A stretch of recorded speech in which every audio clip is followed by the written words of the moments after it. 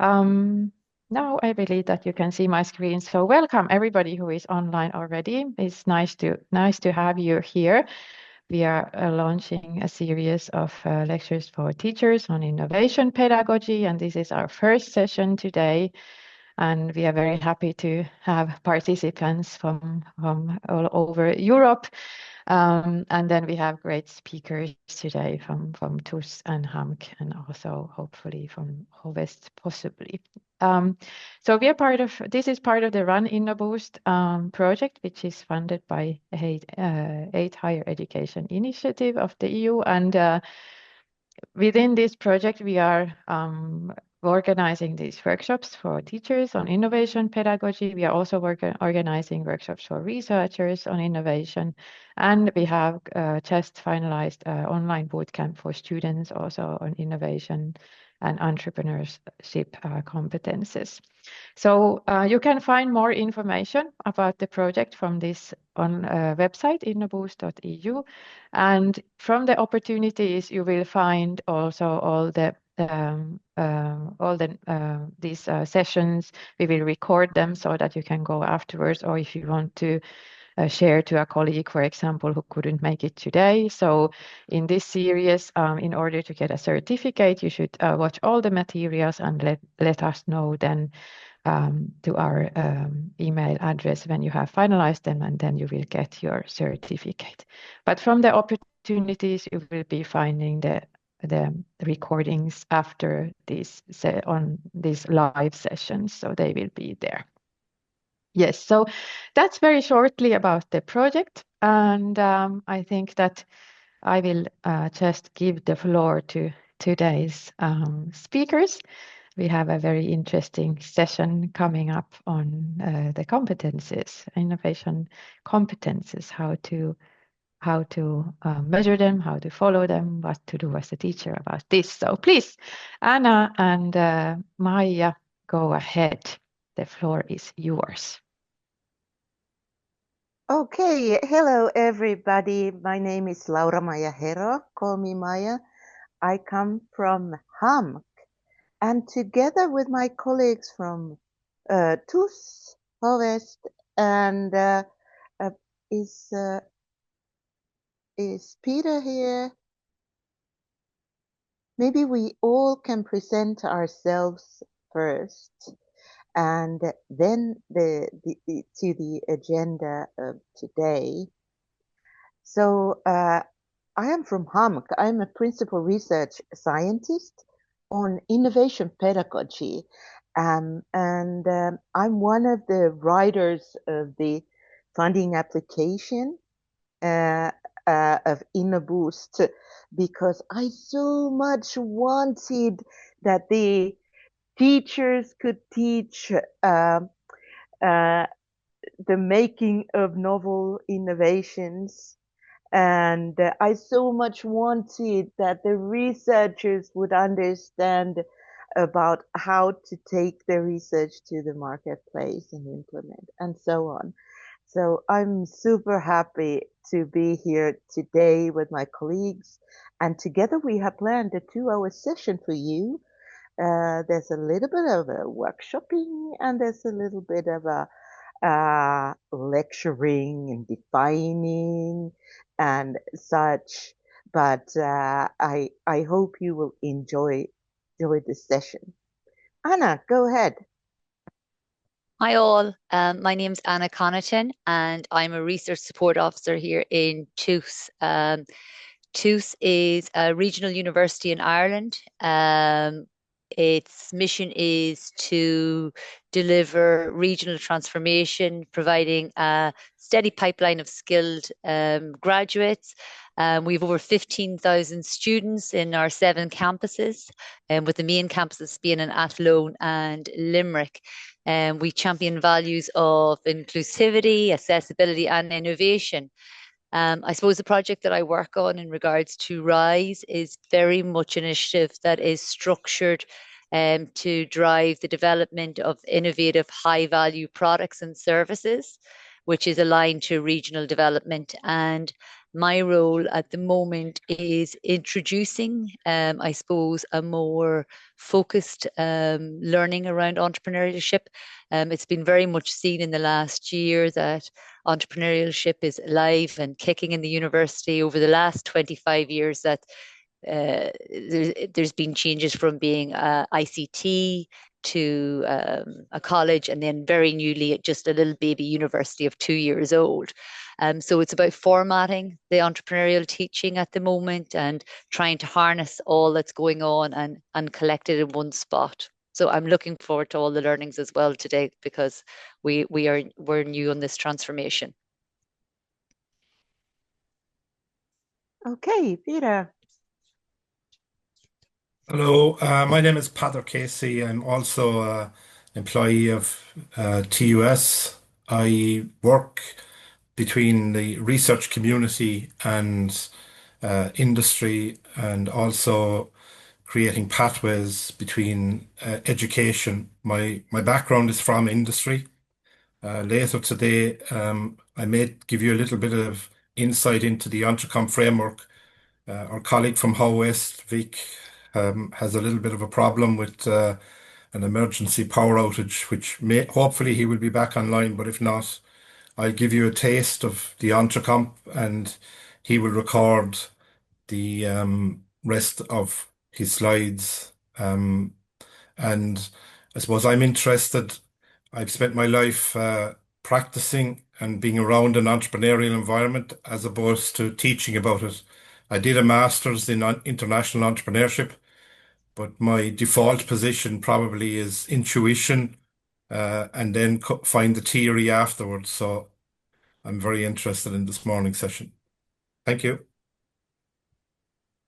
Okay, great. Do we have Vic already? Maybe not.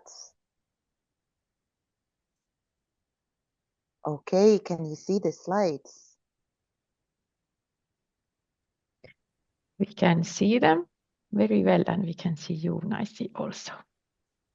Am I a small doc in the corner? Yes, you are a small small lecturer in the corner, but looking very nice, and it's nice to see you at the same time. Okay, okay.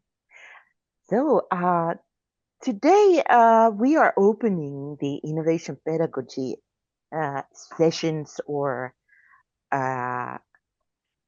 sessions, and as this is the first one, we are trying to give you an idea how to nurture and assess innovation competencies. But in order to open all of these sessions, we are also trying to give you a little bit of a context, or maybe like definitions on how and what innovation competencies are, and what is actually meant by innovation in the context of education, but also in the context of our partnering companies and the society around us, and also how these relate to entrepreneurship. Let's see if I can move the slides like this. Here you see a proper agenda. So I will start by defining a little bit and show you some examples on what is innovation pedagogy and how the innovation competencies are defined based on research. So as this is my topic, innovation pedagogy, I come a little bit from the research side as well. And after that, Padar and Vic will talk about entrepreneurship competencies, and Anna about the TUS pathways to entrepreneurship. And then we will have a little bit of a workshopping. Let's see on which is this order suitable as we go along? Hopefully, hopefully we leave time for workshopping as well. Okay, I will get my own slides, so there will be a little bit less pink. Let me share again.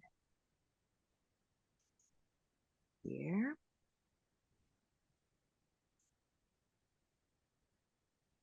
Share the less pink slides. Okay. Do you see me as well? Am I a little Maya in the corner? Yep. Yes. Thanks, Katrina. Okay. So, greetings from HAMK University of Applied Sciences, HAMK, and I work here in the Edu Research Unit, and we actually help teachers a lot in their pedagogical challenges. We do a lot of RDI on educational topics, but I'm very much interested in learning how to develop innovations.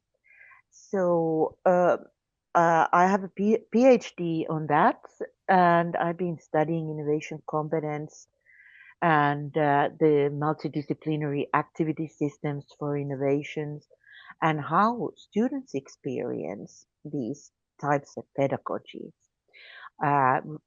More recently, I've been studying also very much about the master's level pedagogies for innovations, RDI, L, work with the companies, and so on.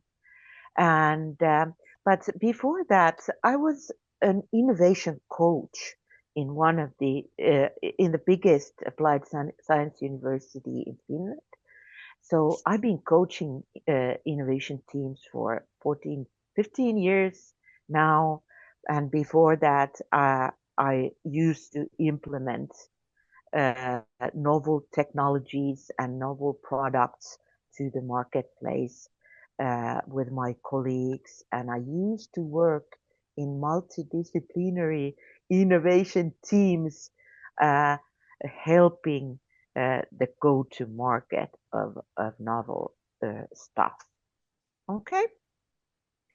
So, what about you guys who are present? What is your experience on innovation education?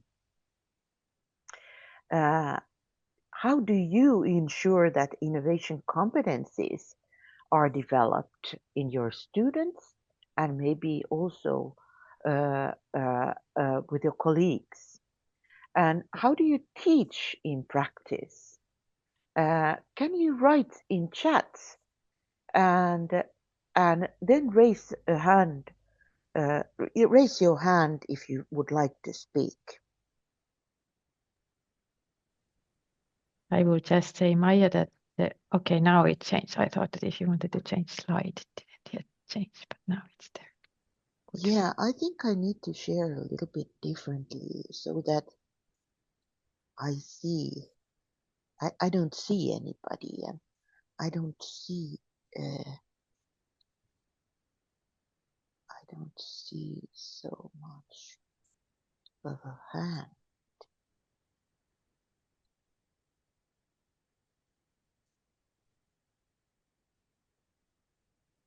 Can you see the slides now still? Yeah.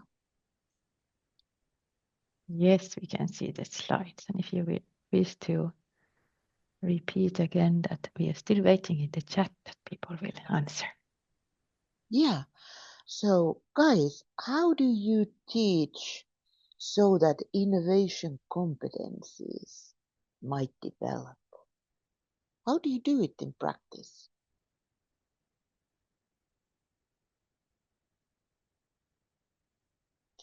please write in chat.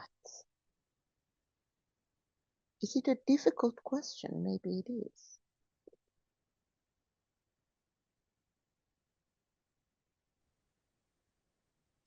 Thanks, Johanna. So you are teaching methods. Most interesting. And then you have the days. Is it like a fair, Johanna?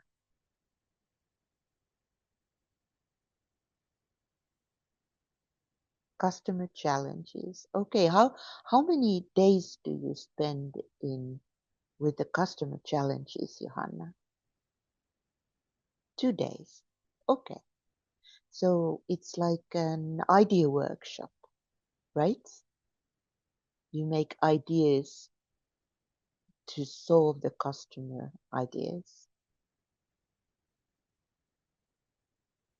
Idea workshop. Great. Okay, thank you. And Pada, you're working on scenario-based, on opportunities asking students to write a statement of entrepreneurial purpose to start with. Okay? You jump directly into entrepreneurship. Yeah? Do you wish that they would form a company? Sorry, Maya, maybe it's easier. I suppose it's just maybe it's a reverse psychology. I operate on the basis that if they make it personal, they begin to feel that entrepreneurial purpose, which as a result of which then their reflective journal identifies some of their entrepreneur or their innovation competencies. Yeah, yeah. Great. What about Dora? Maker education. Yeah, in vocational, is that vocational education? Vet? Or is it really like children? Yeah, I guess it's children with migrant background in Italy. That is great. Okay, here we had some examples. It seems that this topic is familiar to you guys, is it? So actually, you have an idea what uh, um, how to coach innovation competencies, and I think that is a very good ground where we can deepen a little bit here, hopefully. So can you see the slides now? Yeah, everything good? I cannot see you guys now. But if we define innovation pedagogies, I would say that, okay, in practice, they may develop novel innovations, but they may also develop innovation competence. So what we are actually talking about is a learning experience, a learning journey, where the innovation competencies are developed, but also the activity system where an innovation development process would go on. And this is like a theoretical framework maybe on the collaborative learning to develop innovations. And most probably these start with somehow open challenge because learning requires creativity and innovations require creativity. So if we order a project, for example, if we say to the students that please develop a table, well, that is making, that is maybe designing, but maybe we should start from a little bit earlier on the question of, okay, I'm sitting here on my couch and I hold a coffee cup in my hand. Where I need to get rid of this because I need to teach the teachers. Where shall I put the coffee cup? I need to solve this problem. Innovations. Innovation, as per definition, has been tricky for ages and ages and ages. And somehow in the street language, innovations refer to technical novelties that are in use. They are commercialized and they are in use. But I think innovations should be defined in more broader ways. They can be, of course, the technical novelties like the AR solutions some of my students developed. They were actually developing AR solutions for a mall, a shopping mall. But there's more to them. For example, one of the biggest innovations I know is the maternity clinic in Finland. It was invented by Sir Arvo Ylppö, and it has saved the lives of the babies. Like millions of babies are saved because the families, when they got a baby, the fathers and mothers and sisters, they get to go to maternity clinic in Finland where they get the support they need to keep the baby health, keep the family um, healthy, and everything great in the family. Okay, so innovations can be more than technical novelties and products. They can be new technologies. They can be new operating models. They can be new ways of making leather, like this. Um, some of the Finnish um, youngsters, they invented a method how fishkin can be turned into real leather and used in products.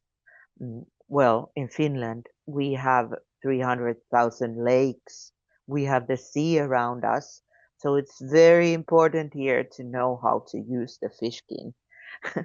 So innovations, they can be novel products and services, operating models. Innovation describes the change. It describes the change uh, that actually is put into practice. Innovations can be incremental, uh, making a little bit of added value, offering a little bit added value, or they can be very radical. In innovation pedagogy, um, we can use conceptions like innovation in a sense that innovation is a novelty that is made concrete, useful, and implemented to convey value to its users or or somebody making conveying value uh, uh, uh, for the target group really in practice. So innovations are not really only ideas. They are not only conceptions or concepts. They are not only prototypes. They are something that are really implemented. And to be able to come up with a product and implement it into use, that requires a professional team that have complementary competencies. They need to be multidisciplinary to be able to execute, and they need to have the competencies needed to be able to do that all. Not only one person can have all the competencies, but a team, a multidisciplinary team, mm, can work interdisciplinary or transdisciplinary together to co-create, to plan the implementation, even to think about entrepreneurship. So individual innovation competence actually means all those personal characteristics, the knowledge, skills, attitudes, and traits that can lead to novel innovation. And we can actually use the term pedagogical innovation process when we actually think of those learning processes that aim at developing new product services and operating models together with companies and organizations around us, or even to solve the wicked problems in our society. In Finland, we most of the applied science universities apply some of the pedagogical models that can be called innovation pedagogies. So I would say that innovation pedagogies term it is like an umbrella term to several different types of pedagogies. Like, for example, Laurea in Finland, they use learning by developing pedagogies. Aalto University, they have their challenge-based product development programs. Metropolia has the multidisciplinary innovation pedagogy called Minno that I have been there developing together with my colleagues for 15 years. And Turku Applied Science University, they are famous for their InnoPeda pedagogical models. And here at HAMK, we have declared that we will use design-based education as our basic principle, how we actually conduct our studies. So it actually means that you would form a network with the working life, and you would put the students in teams that actually are quite self-sufficient. They claim their agency. They start working based on maybe an open challenge from the working life. That is a real, authentic problem that can be put into a form of a question. And actually, the theory, innovation theory, is more of a tools, uh, tools and processes support for the teams, because the teams, they need a lot of tools for different phases. Like for Dora, she's giving methods and tools to make things in practice, to make new ideas and to concretize them in practice for the students.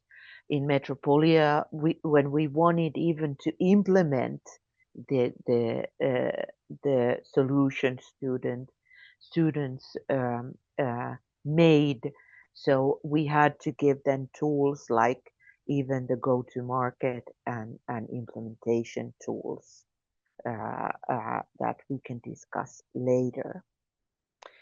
So based on my research, I have suggested a pedagogical innovation process model. Actually, the tools, theories, and the process models that the students would need would be given like every week, based on their need. So actually, the theory won't come first. The theory is given based on the needs of the students and companies. So first we need good ideas. We need to choose the ideas. We need to assess the competencies of the teams. so that we can reveal the learning needs in the teams, so that the teams can direct their learning, they can see where they need to develop, and then we need to facilitate the future orientation. We need to see what kinds of products are needed in the future, because it is not necessary to serve the yesterday's users. We need to serve the future users. It might take many years to really implement uh, the products and services. So we need a lot of futures thinking, future workshops to be able to come up with such ideas and concepts and products that are actually needed in the future as well. Something wrong.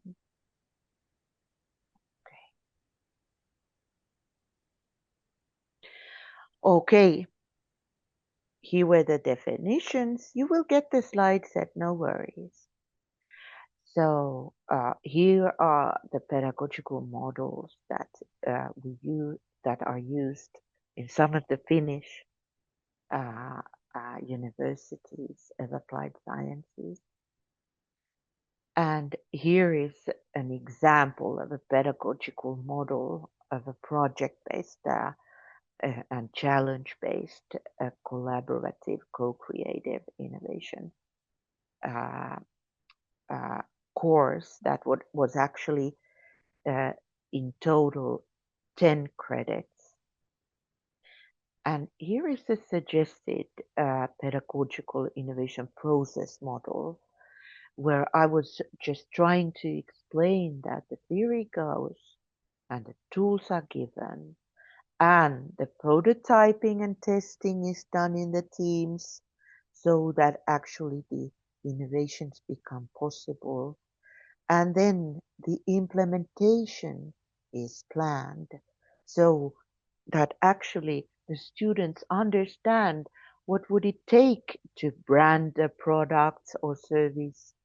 The students would understand how the actual product could be manufactured, how it could be, what kinds of sales channels it would need, what kinds of um, different actors and companies would be needed to take the innovation to the marketplace and into use, or something like that.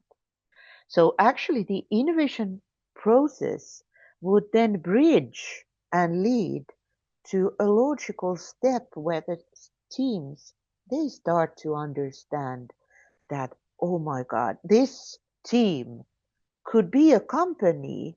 It could actually be wise to form a company, because now we have a viable product. Maybe if we would get some funding, we could just go for it, start selling the products maybe.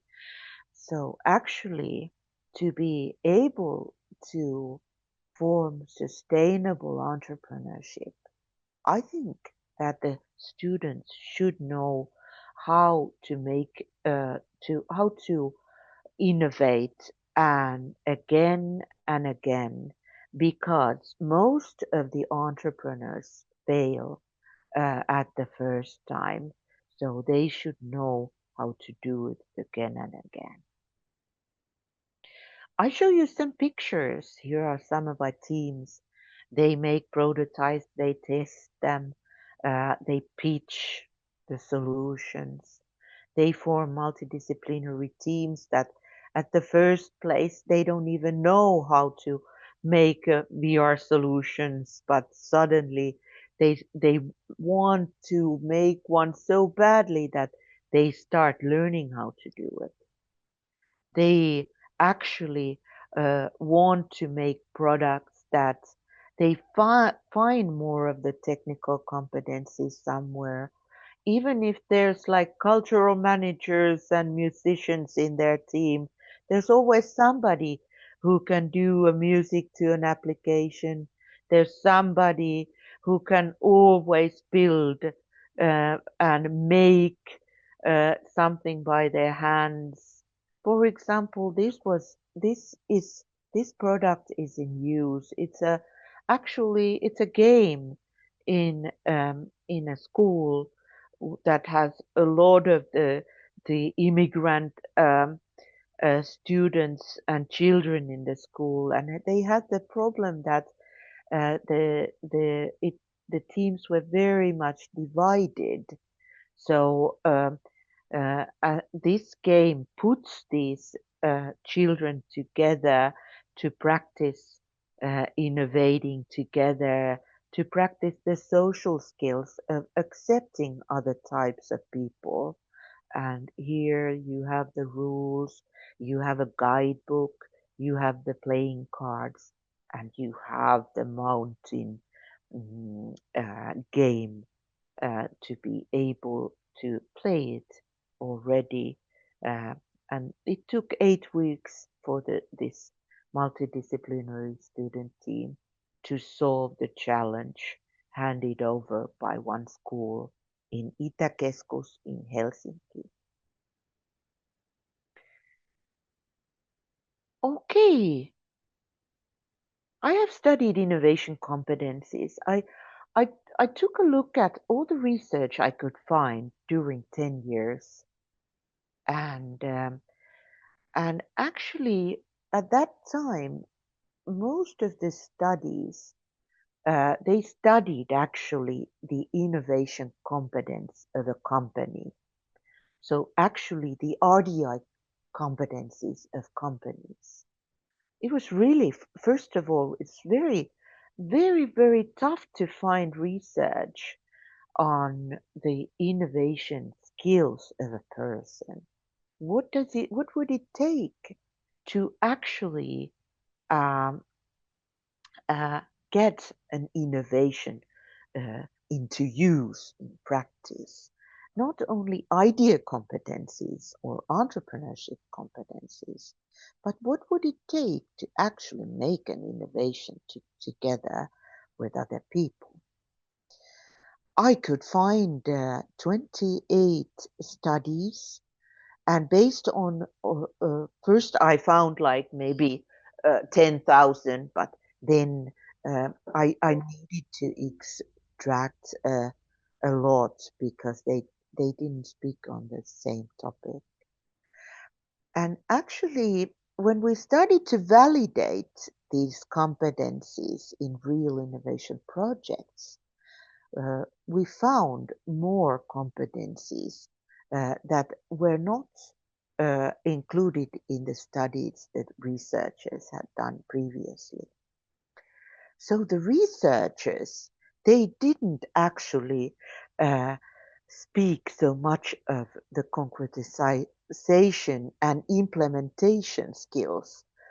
And that was funny because innovations, they are all about taking them into use. They need to be implemented into use. So what we found that I needed to add the actual making skills, what Dora highlighted in the beginning. We needed to add the productization planning skills, the productization skills, making of the product and services, and the go-to-market skills, sales skills, marketing skills, branding skills, entrepreneurship planning skills, but also the actual responsibility of making it happen together, uh, which would include the sustainability skills. And actually, we put these skills into a card deck so that the teachers could facilitate competence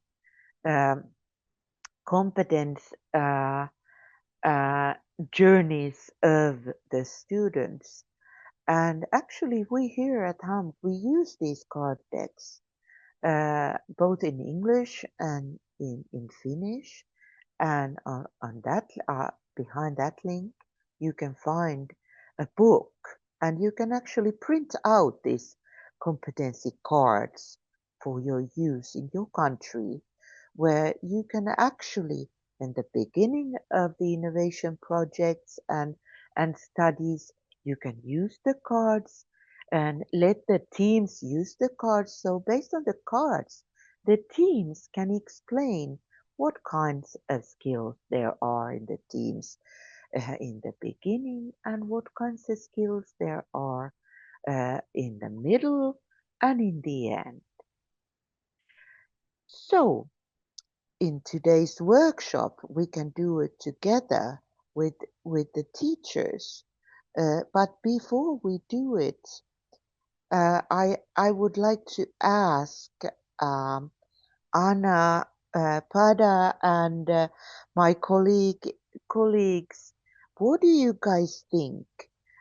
Should we have this workshop now, after what we've listened so far, or should we take that after the Entrecomp?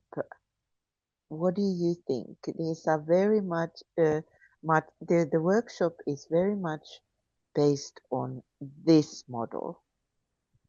I would suggest have the workshop now, Maya. Okay.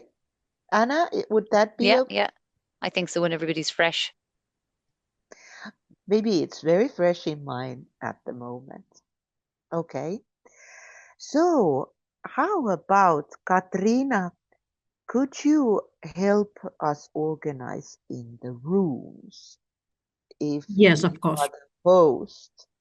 So how about putting everybody in rooms where there are 3 or 4 people in one room, just randomly. But before you do it, I suggest you take 2 pictures to go along, because you cannot take the slides along with you when you go to the rooms. So first picture, please. Do you have what it takes to develop new innovations in multidisciplinary co-creation? That is the first question for your team in the room. The second one is, let's find out your innovation competence in the room.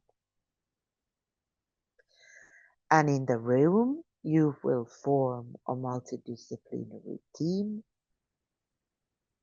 What more would your team need to have the complementarity of competencies you would need for innovation?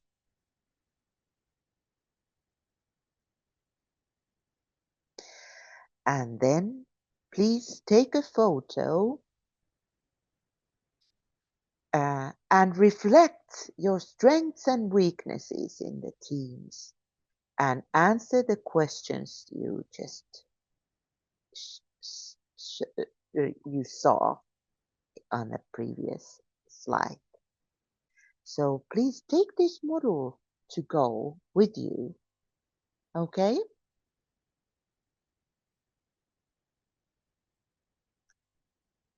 And take a picture of the questions. You will have 3 questions in your room. Okay. And take a photo of this one.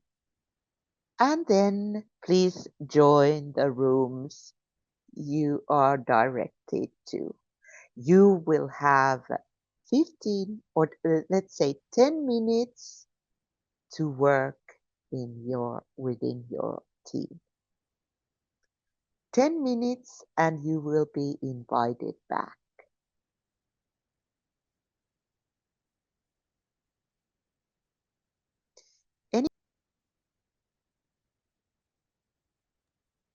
Okay, now there is the 6 rooms, and mostly there are 3 participants. Room 6, there is only 2. Okay. Okay.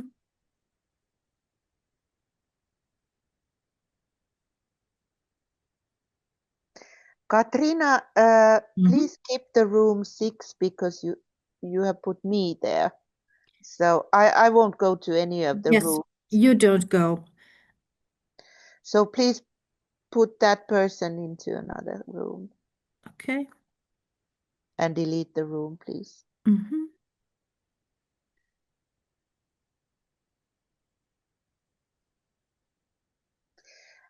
And if there's some rooms that are not 3 or 4, or at least 2, you can maybe move the people so that there's 3 in each room.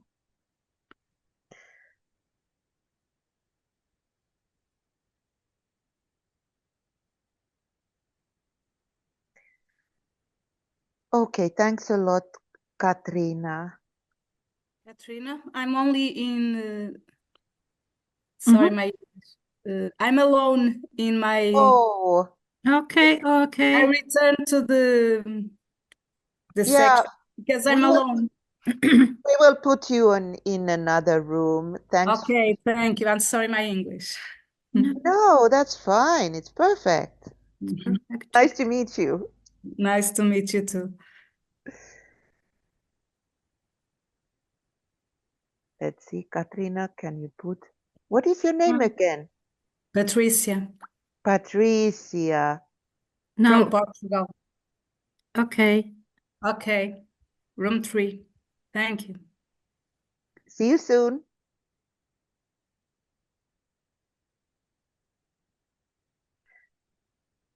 Okay, we are closing the rooms. Please come back.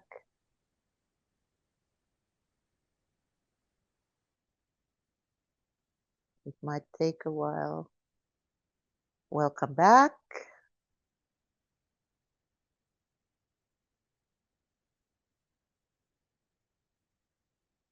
Hi, Patricia.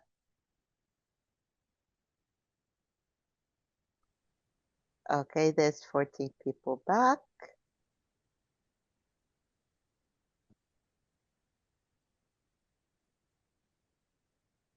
(15, 17, 18), welcome back.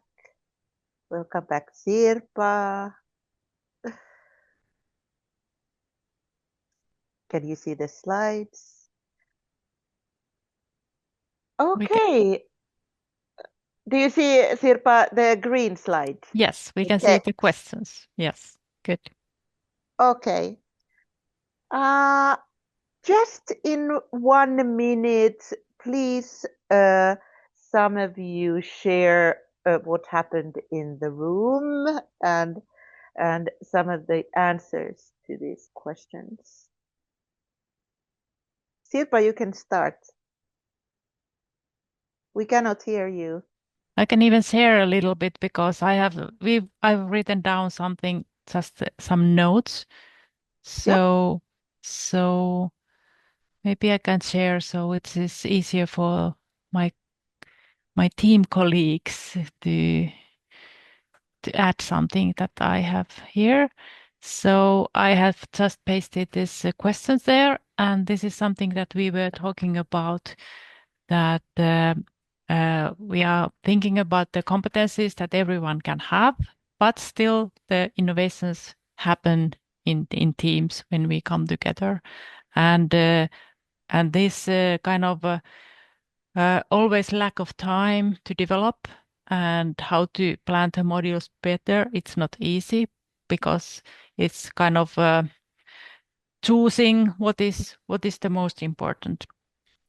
And of course, when there is a multidisciplinary team and different teachers can have different opinions, what is important and so on. So we need to kind of also get to know each other's and our kind of skills, like we were talking about now, and also the kind of the aims what the teachers have. And of course, teachers are always working for the students and they think what is important for the students. And that is, can be different in different disciplines, what is the most important things. But like we are talking about methods and innovation competencies here now, so that is something that is important for anyone It doesn't matter in which discipline they are studying.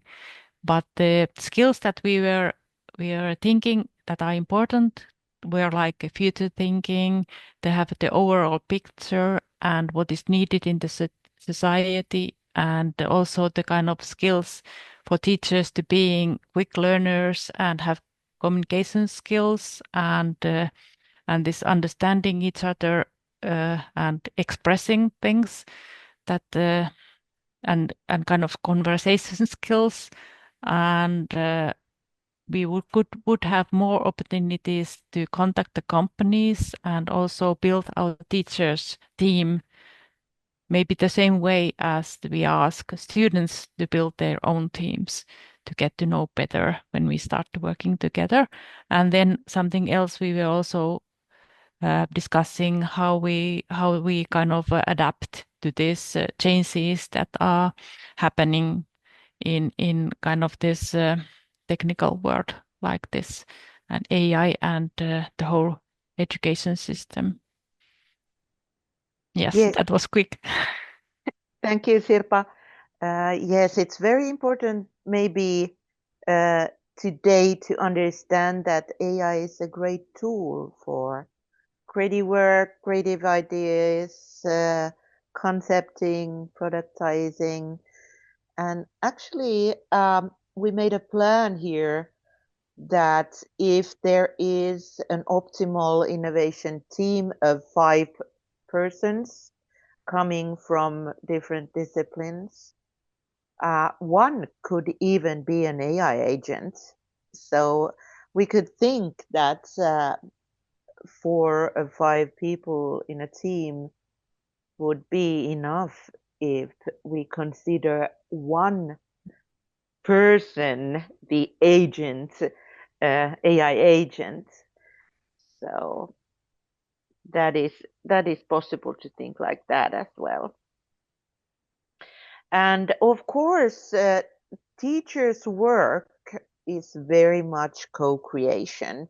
You plan together the studies, you make the contact to the companies and the organizations together maybe, and actually the teacher teams and teacher pairs are more common in innovation pedagogy than anywhere else, because most likely they are more networked, they are more innovative on how to actually organize the studies, and they have more hours and days to support the teams, and maybe even some resources can be saved if not all the teachers need to be present at the same time, and someone always knows something. One teacher can be good in facilitating in futures thinking and futures workshops, whereas some other teacher can be very good in, for example, helping student teams in product branding or product go-to-market or marketing sales or something like that.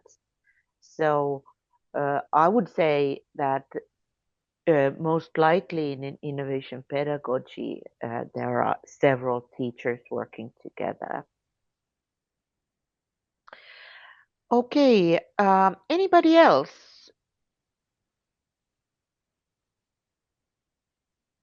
Is there some? Yeah, and how you would use this model and this diagram in your teaching. For example, like this, that when you have the innovation teams ready, the multidisciplinary teams, each team member can first select 5 cards that describe their strengths, so that it's a democratic situation. Every single person in the team has some strengths, and they share what their competencies, because in multidisciplinary teams in the beginning it is crucial to understand what competencies there are in the teams and what needs to be learned during the projects. And in the second round, everyone selects the weaknesses. And then your students can discuss in the teams what expertise does the team have in total, what are the team's strengths and weaknesses, and what areas require further development, and what competencies may need to be acquired elsewhere to the team to be able to make a real innovation. And you can use this in your team, in your teaching and coaching of innovation teams, in design processes aiming at concrete new solutions, and build the dream teams that can learn together effectively and that can actually develop their competencies very by themselves. They take the agency of the team and they are responsible of the learning, not the teacher. And here I have put a pedagogical cafe for you, and but I don't think we have time to think about how actually you can give grades to students.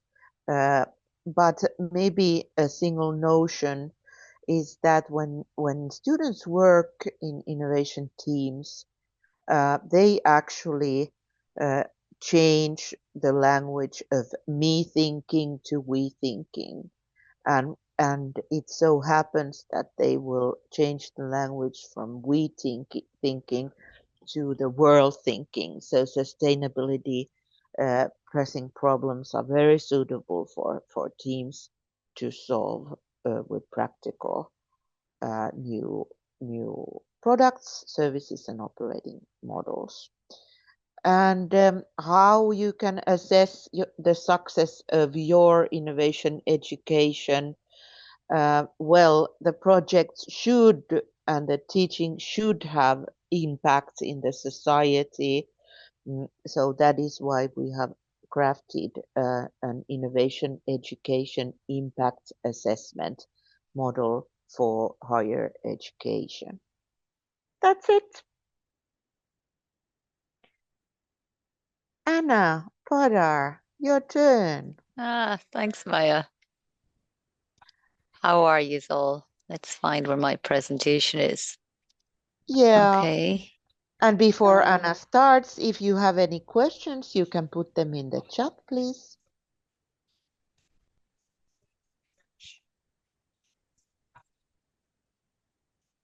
Can everybody see that okay?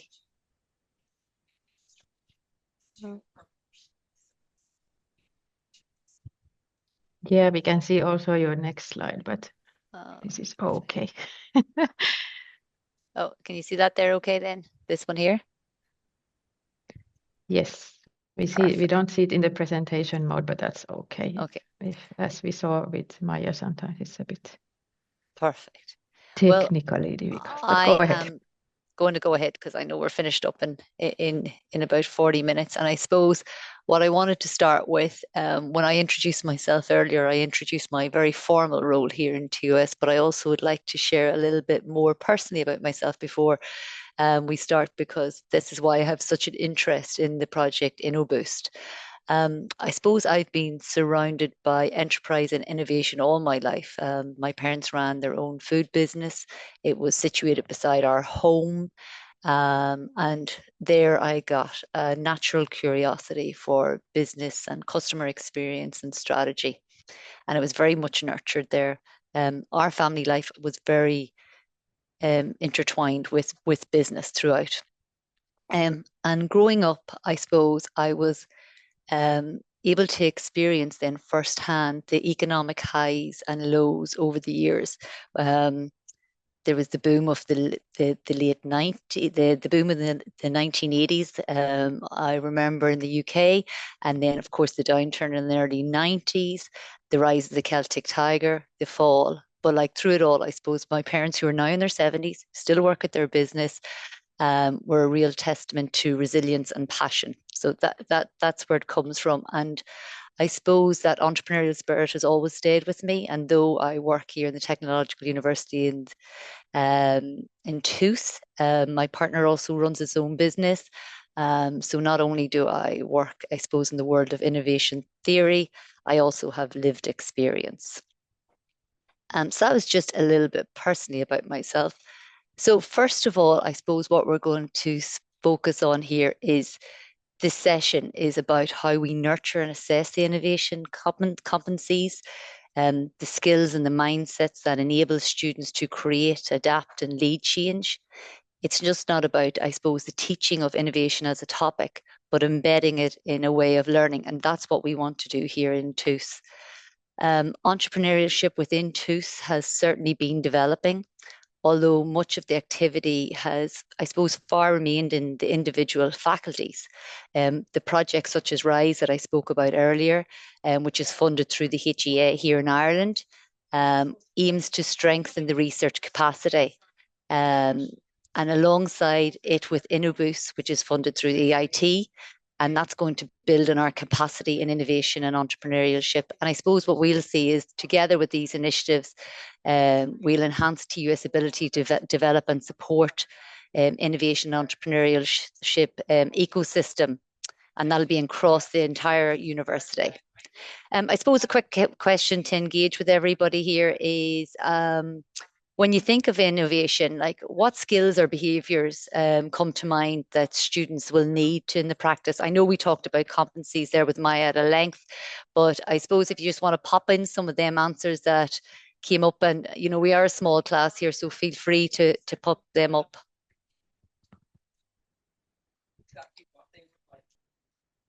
On curiosity, yeah, definitely, Pader.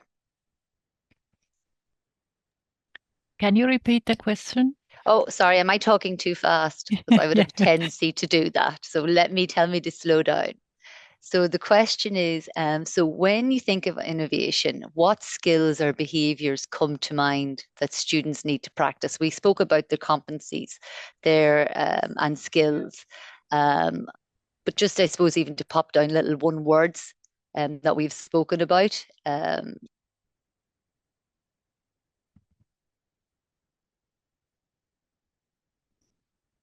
Questioning. Thanks, Barry. Responsibility. Yeah. And what we spoke about in our breakout was very much that sometimes the entrepreneurship sometimes is that only person in the team, and they have to have all of these at the start before their journey starts. And you know, as their journey continues, they can see their gaps, and maybe they'll have to look at the finance or the leadership roles more, or you know, the technical skills that they need. But definitely dreaming. Yeah, we all need to be dreamers. Resilience, certainly. And as I spoke about in my own life growing up, we certainly seen a lot of resilience. But I'll move on then to the next slide. So it's great to see them coming in. So how we connect to pedagogy here in TUS is we see innovation pedagogy about creating learning environments that intentionally develop those competencies that we have talked about earlier.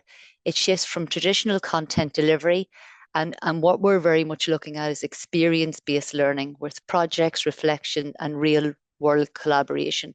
So in the presentation here today, I'll speak about, I suppose, our recent journey in regards to entrepreneurship and in innovation. I suppose building on the conversation earlier in regards to Maya as well, we will be looking at tools in challenge-based learning, living labs, role playing. And I suppose it's important to remember that how we design learning experience matters just as much as what the students do. And that's because we want to integrate interdisciplinary perspectives, as we've spoken about earlier, bringing together students from different fields to collaborate together. And I suppose this mirrors real world innovation, where diverse ideas create stronger solutions. And second here into is what we would like to do is encourage reflection on the innovation process. That students, I suppose, just don't complete tasks. They think about what worked and what didn't and how to improve them. And again, going back to the breakout room that we were just in, we were talking about like you have to be able to take direction. If the product is or service or process that you're introducing hasn't worked, and you'll have to be able to take that direction and relook at how it will work. Communication skills, presentation skills, all of the soft skills that can be sometimes the hardest learned skills for some. So we want to ensure that we're creating an ecosystem in TUS of guidance and preparation for this for students, so they can be considered as important as learning about the balance sheets. Thirdly, we aim to link education, research, and industry together. We want to connect learning with real-world projects and research insights. We want the students to see the relevance of their work, the impact of it, and engage with genuine challenges. And I'll speak later about a challenge that we had there just last weekend, especially. And finally, want to assess both the process and outcome. I suppose what we want the students to learn is that it's not the final product that matters all the time, but sometimes it's how the journey, how the students are going to get there, their collaboration, their creativity, and their problem solving along the way. And I suppose what we see together, these design principles will ensure that their learning experiences are authentic, they're relative, and I suppose deeply aligned with preparing them to explore, to experiment, and then to execute as confident innovators. And just one question. Yeah. You run one slide all the time. Yeah. It's okay. No, I just wasn't sure whether. I just had a long talk about that one. Okay. So we said about, maybe I didn't move it. So what, I suppose, does innovation pedagogy mean to you? I want to ask you all out there, when you think about innovation, what skills or behaviors come to mind that we feel that we could teach students more in their practice? Like, where do you see that students need assistance at the minute?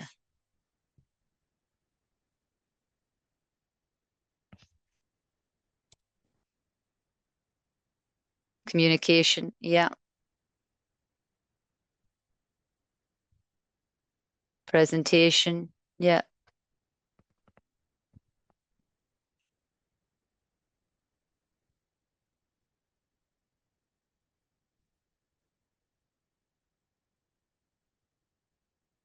So as talked about there, it's the soft skills maybe that they just need some work on, and a lot of the times what they have is critical thinking. Okay, they have the ideas, but maybe they just don't know how to express them.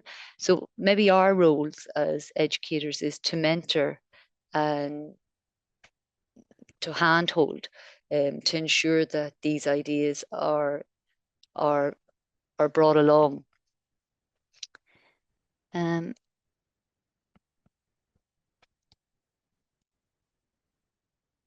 So what is innovation pedagogy? Well, I know that we've talked at length with Maya in regards to that. So I suppose for the purpose of ourselves here, what we've seen is we've talked about, why nurturing innovation competency is so important. So in practice, what we're saying is that it's learner-centered here. It's real-world problem solving.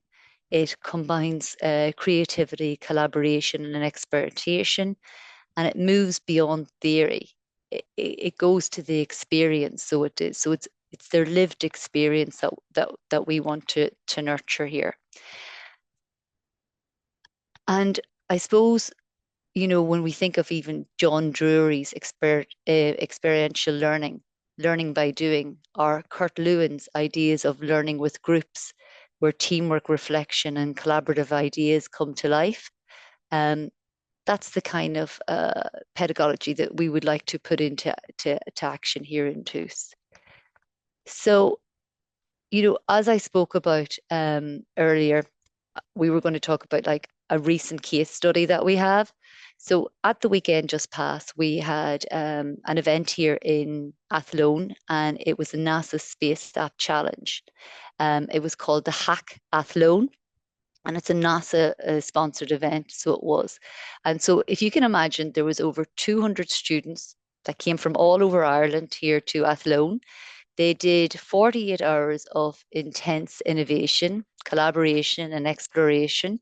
They tackled real world challenges. So, one of the challenges, and maybe even Patrick can explain this because I know he was a huge part of it, was where they looked at a challenge based on the Shannon studio, and they were to look at integrating NASA technology on challenges, local challenges here in the area, and how they could do it. So there was a winning team. There were Project Caesar, and they were forecasting the floodplain dynamics. Pater, do you want to explain a little bit about the event and how you seen it worked and the learnings that we had from it? Yeah, I suppose very quickly, like Anna has described, not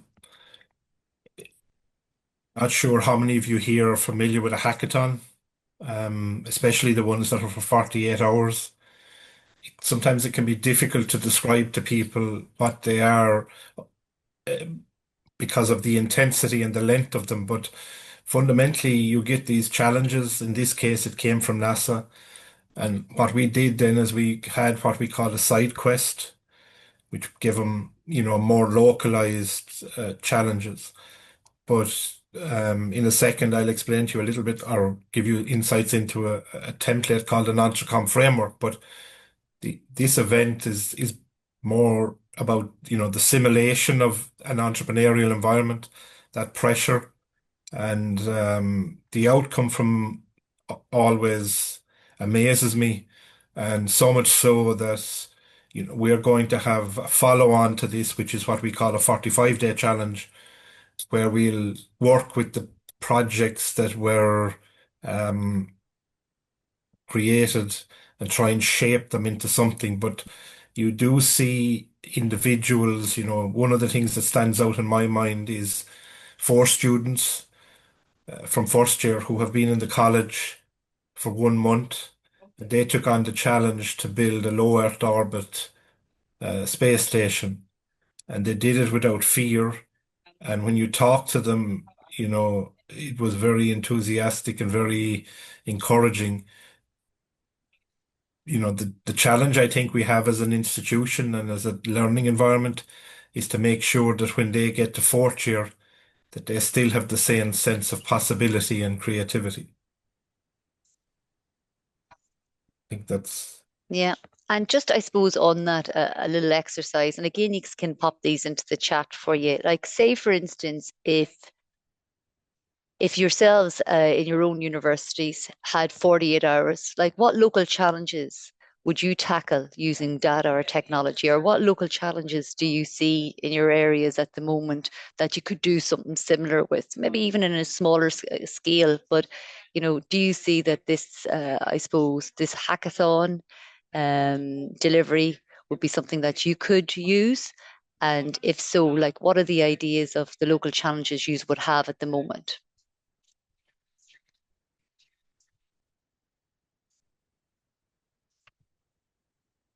No. Okay. But maybe it's something that you can think about for your own universities and use at another time. Um, so, as we know, innovation pedagogy is not a new subject. It's a way of teaching and learning. It develops innovation through experience. And I suppose next to what we're going to explore is what we would see here in the university as our own innovation competencies defined. So we'll just walk you through this infographic here, and it's very similar, I suppose, to Maya's what you had earlier on. It's where you have creativity and ideation. This spark of innovation begins here. You're generating new, shaping ideas. Students learn to think, divergently. They see the possibilities, where others might see problems. So as what came up in the chat there, what we see that students need maybe assistance with the time is problem solving and critical thinking. Innovation pedagogy trains students to analyze questions and iterate, not just to find answers, but maybe looking at ways to frame the questions better.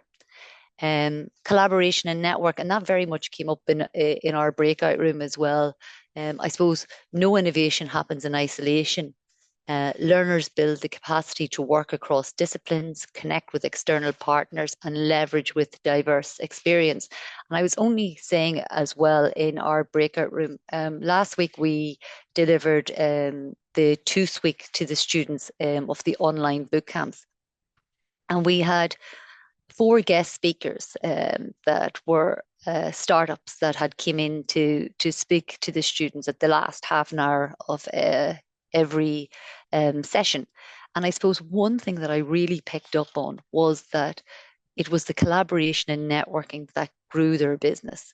It was them being able to go out and speak to their customers, having that courage to do so and knowing where to find the networks. And it was also, say, for instance, when they were like looking at scaling their business, if they didn't have, people that they knew in their own business, that they were able to look at people at different countries that culturally knew the country they were going into better, that understood that country better and the culture, and were able to bring back, the market analysis. So that's extremely important for our students to know. Risk taking and resilience. Innovation involves uncertainty. As I spoke about my own life, personal life, I suppose students need to test, fail, reflect, and try again. This develops confidence. You're able to handle problems and resistance a lot better then. The opportunity for recognition. For us, I think it's a key mindset shift, seeing change as an opportunity rather than a threat. This helps students identify emerging needs and trends. So again, even going back to the hackathon, looking at our local challenges. We're a regional university, like a lot of yous there. Our whole, we're applied learning. We want to encourage pathways to impact and getting students to look at the regional problems that are out there, or the regional challenges that they're out there, and try and tackle them is a great learnings for them. Implementation of skills. Finally, innovation is only real when ideas are put into actions. Learners practice planning, executing, and communication solutions effectively. So it's coming up with projects that they can bring their ideas to life, see the fails, see the wins, and bring it to practice. I suppose together these competencies impact, the learners, as I've said.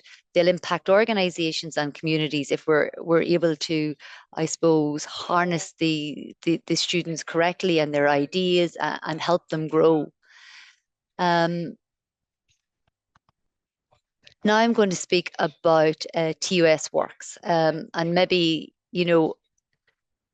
as I spoke earlier, we're involved in a project here called RISE. It's where the Irish university sector have given the technological universities substantial money to engage in research and to grow their research. And one of the parts of this is a program called TUS Works.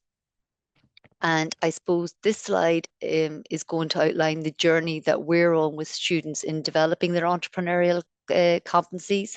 And it's starting from exploration, then moving to experimentation, then ultimately cultivating in execution. TUS Works is actually led by Pader, who's on the call here. And Pader has very much seen the energy, intelligence, and ambition and enthusiasm of the students over the last year. And this program is going to look at harnessing this energy and, as I said, creating the pathways to ideas. Pader, do you want to talk a little bit about TUS Works there? Well, I can connect with it, Anna, on my own slides, the relevance of it. But I suppose very quickly, like Anna has described, it's a pathway process. And like you'll see me talk about a second in an Entrecom framework, one of the things about entrepreneurship is this idea of efficacy. In some ways, people talk about entrepreneurship where you build a plane while you're flying it. And there's a little bit of that within TUS Works where we're practicing entrepreneurship while we're trying to stimulate it within the university. Yeah, and I suppose that leads me to the final slide where assessing innovation and competencies, assess the process and mindset. It's just not the outcomes at times. Use feedback not only grades, emphasize reflection, collaboration, and problem service. I suppose and problem solving. I suppose here in TUS, we're like a little entrepreneur in our entrepreneurial journey. We're just at the beginning of it, and we very much see by nurturing and assessing innovation competency step by step, we'll create this pipeline of entrepreneurial talent who will be ready to explore and experiment and execute as we have said. And that's all, folks. So, any questions?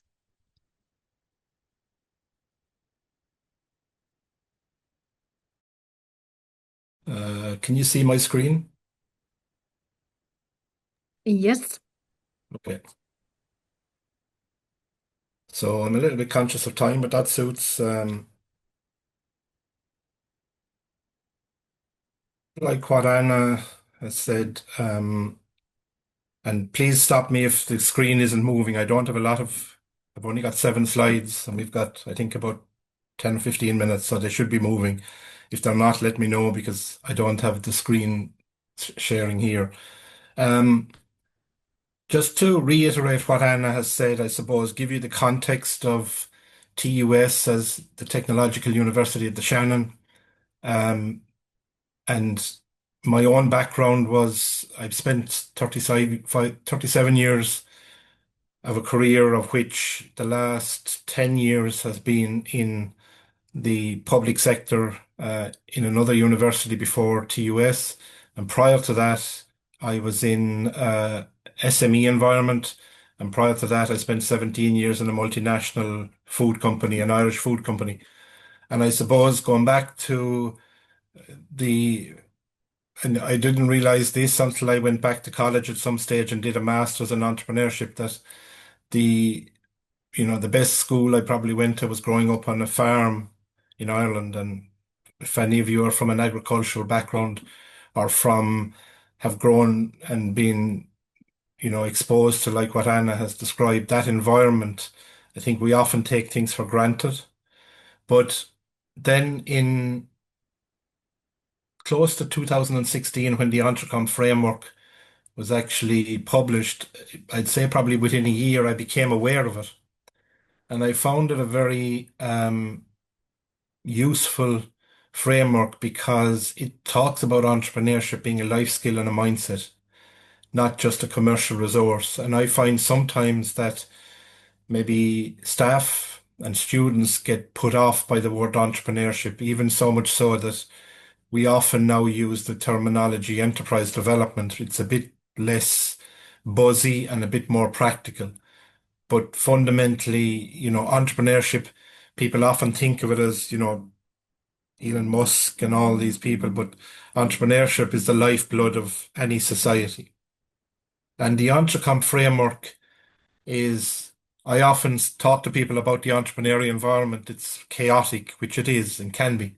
And this is a great way of capturing that chaos in a template and in a framework.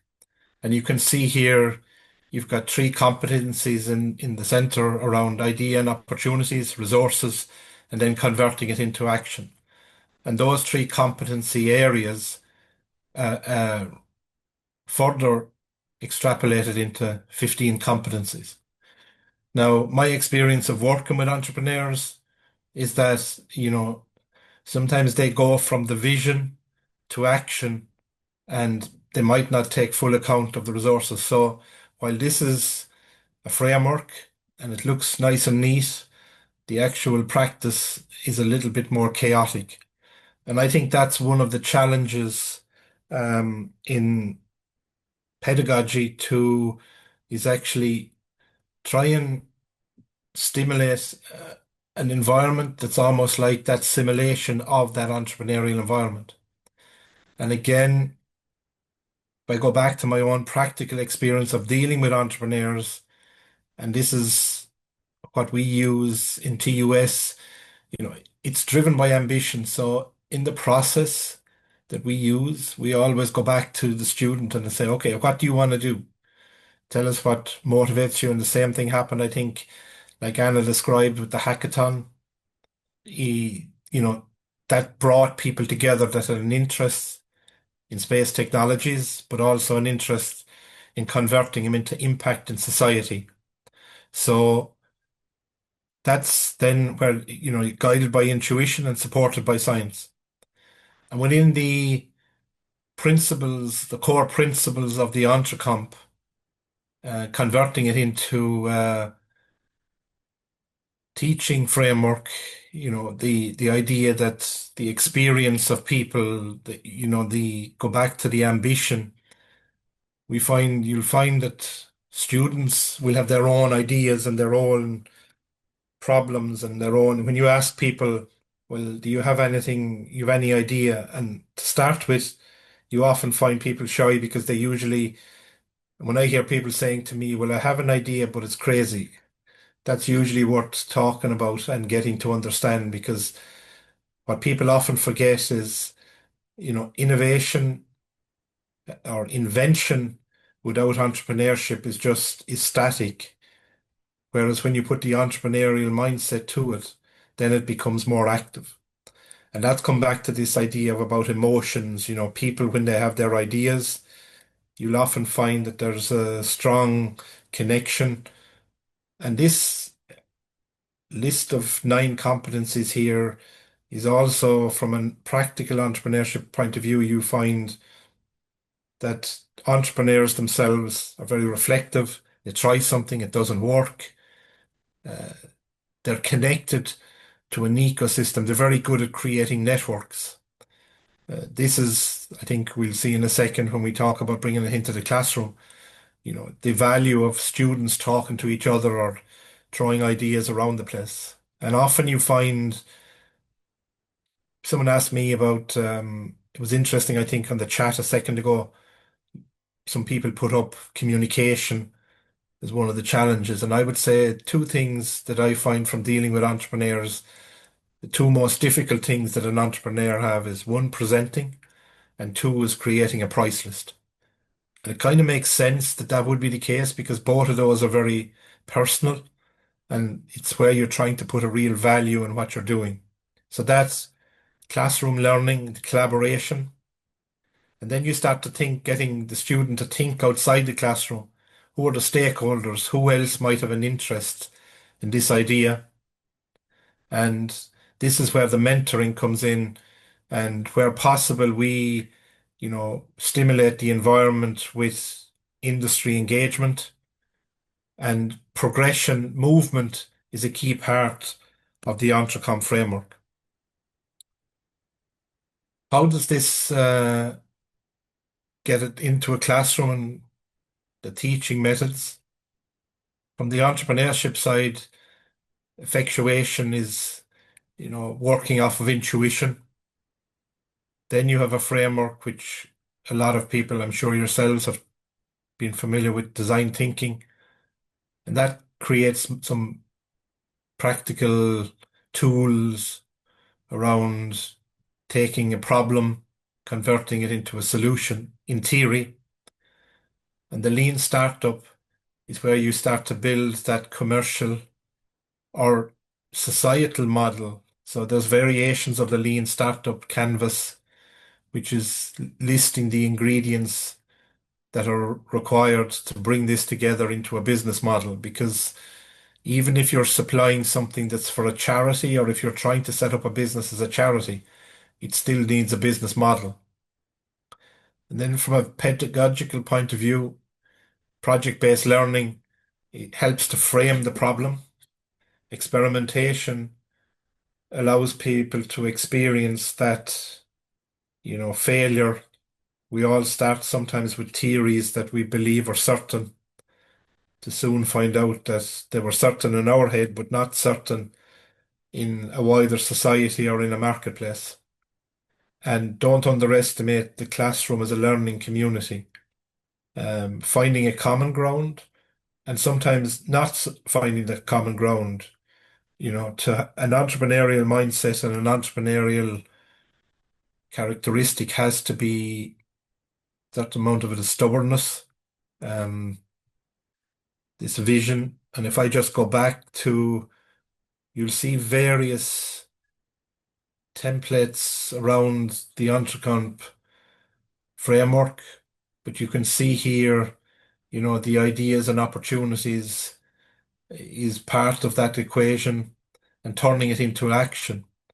So, this template, I think what I've used it previously is I've asked people to take the Entrecomp framework and identify 5 competencies that they felt they were strong in or felt that they needed work on. And it's an interesting reflective practice, just like we did around the innovation competencies, to get people to think about the building blocks to a successful entrepreneurial environment. What you also see happening now is that these competencies and this model starts to get expanded in an entrepreneurial environment. There's more and more emphasis now being put on the development of ecosystems, either within an organization, but more importantly, across a region. And this is where the Entrecomp framework is a transferable framework that can get used, but also get brought out into, a multiplier effect and how it can be embedded in society. So like any good presentation, I'm going to leave you with a question. We may or may not have time for you to put some answers to that question into the chat. But thank you for your time. And like any good entrepreneurial environment, I only realized 30 minutes before this session that I would have to present. So I've had to use some of the advice that I give to people, which is often, surf the confusion and just work with what you understand and take it to the next level. Thank you. Okay, very much thank you, Para Anna. I think we have some time for the questions, if you have any. Okay, please go ahead.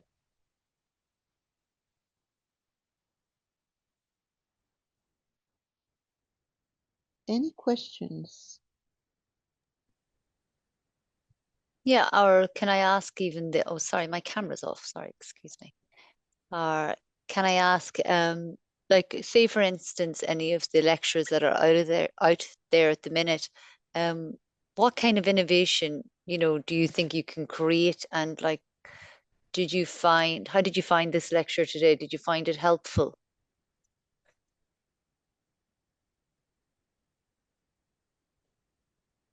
Yes, some feedback on today's session. Did you find it helpful for your teaching and your work? You can write in the chat also if you don't like to speak anything. Okay, I can start. Please do, Sirpa. Yes, I was thinking that sometimes it's kind of all this kind of getting to understand what we are talking about, because we are talking about so many kind of big issues like innovative kind of skills and competencies, and how to kind of give students more kind of knowledge how to develop their own skills, and also these entrepreneurial skills. They are so kind of not kind of so much in this curriculum. mm, in They are just coming into use. So in that sense, I'm still kind of kind of picking something from your presentations and starting to think how to implement those in our learning environment and our projects, because we have done a lot of this kind of problem-based learning, and we have kind of tasks that are kind of more structured, and that is something that I'm used to do or teach or give students that kind of task. So this kind of change of the mindset to that kind of ideas that we are kind of coaches and kind of trying to kind of get as much information from the students as possible to kind of be able to develop their skills. So I'm thinking this kind of issues at the moment. Thanks for the presentations. Yes, made me think. Yes, thank you, Sirpa.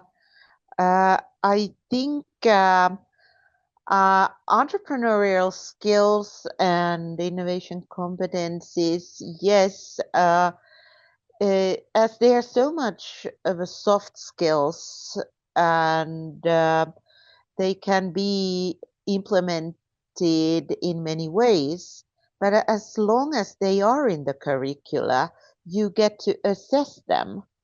So you should be assessing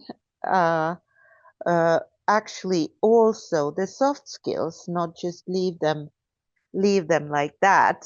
So actually it helps the teams and challenge-based learning and teams learning that if you assess the soft skills like innovation competencies and hard skills that there are, it is possible that the students engage to the teamwork more and there's not so much free riding.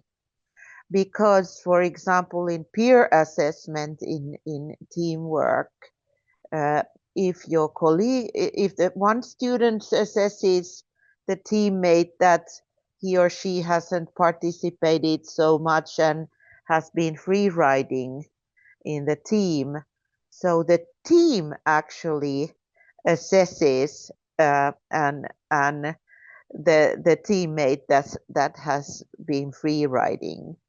So I think it's very difficult to free ride in these teams. So these competencies that you have seen today, if you have them in the curricula, the teams get to assess them as well.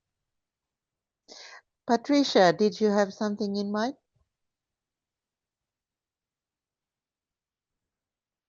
No? I think we are also running out of time.